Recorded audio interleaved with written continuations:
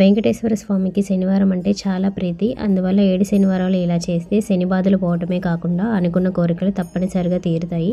ఈ పూజలో ప్రసాదంగా లడ్డు, నువ్వులు, వడపప్పు, పానకం, అటుకులతో పాయసం, దద్దోజనం, పాలు ఇవన్నీ కూడా స్వామివారికి ఈ పూజలో అయితే పెట్టాలి. స్వామివారికి తప్పనిసరిగా ఈ పూజలో తులసిమాల వేస్తే చాలా మంచిది.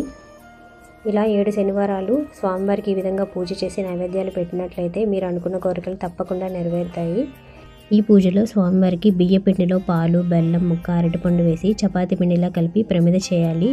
ఈ 7 శనివారాల వ్రతానికి 7 ప్రమిదలు చేసి స్వామివారికి అయితే దీపం వెలిగించుకోవాలి. స్వామివారు అలంకార ప్రియుడు కాబట్టి మనం అన్ని రకాల పూలతో స్వామివారిని ఈ విధంగా అలంకరించుకోవాలి. ముఖ్యంగా తులసి ఉండేటట్లు చూసుకోండి. స్వామివారి అలంకరణ మీకు నచ్చినట్లయితే కమెంట్లో గోవిందా అని కమెంట్ చేయండి. ఈ వీడియో మీకు నచ్చినట్లయితే please to like and subscribe. Thank you for watching.